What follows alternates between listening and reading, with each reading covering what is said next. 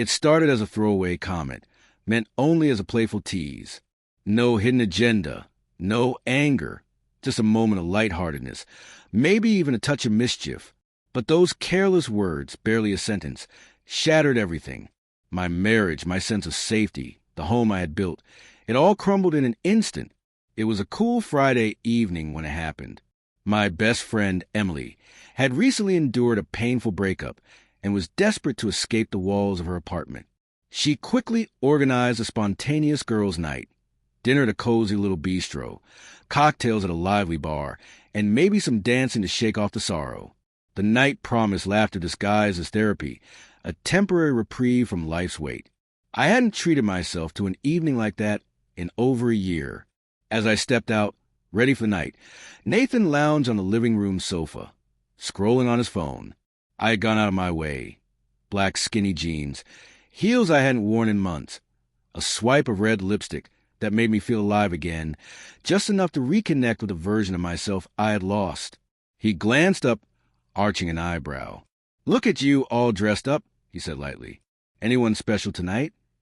I laughed, teasing, without thinking. "Just in case I meet someone better," I said with a grin. The moment I spoke, everything changed. Hurt flashed across his face. His casual expression evaporated. A faint nod, a quiet, "Right." And then he returned his phone. I should have stopped, reassured him, clarified it was a joke, but I didn't. Emily's message buzzed on my phone, waiting outside. I kissed Nathan quickly on the cheek and left, oblivious to the damage I caused. The night carried me away. Throbbing music, one too many drinks, and laughter that felt like a balm on my frayed spirit. It reminded me of who I had once been, before life had swallowed me whole. I checked in only once, sending a brief note that I'd be home by midnight. He didn't reply. When I returned, the silence was suffocating. I assumed he had gone to sleep. Kicking off my heels, I crept into the bedroom, expecting the familiar warmth of his presence. But the bed was empty, the room quiet. My chest tightened. Then I noticed it, a small envelope, placed neatly on the pillow. My hands shook as I opened it.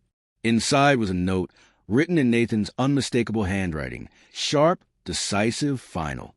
"If you're looking for someone better, I won't stop you. Divorce papers will be on their way tomorrow. I hope you find what you're seeking. Nathan." I sank to the floor, clutching the letter, rereading it in disbelief, hoping the word were wrong. Calls went unanswered. The next morning, I drove to his brother's house, desperate for answers. He refused to see me. Within days, his lawyer called. The divorce had begun. Swift, cold, and absolute. No explanations, no room for discussion. All because of one thoughtless comment. But as I reflected, I realized it wasn't just those 7 words. Months of distance, exhaustion, and emotional withdrawal had quietly eroded our connection. I had buried myself in work, masked my fatigue with humor, pretending everything was fine while quietly withdrawing. Maybe it already felt the distance, and my careless joke was merely the tipping point. I replayed the evening endlessly. What if I had laughed and said, "For you, of course"? When he asked, what if I had stayed home? What if I had paused a moment?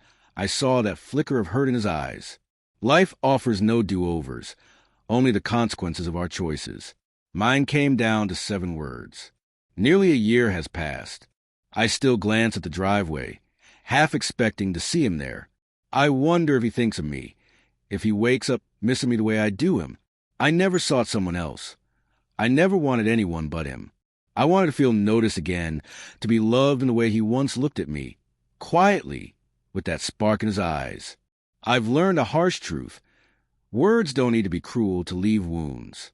Sometimes the most painful things we say are the ones we never truly meant.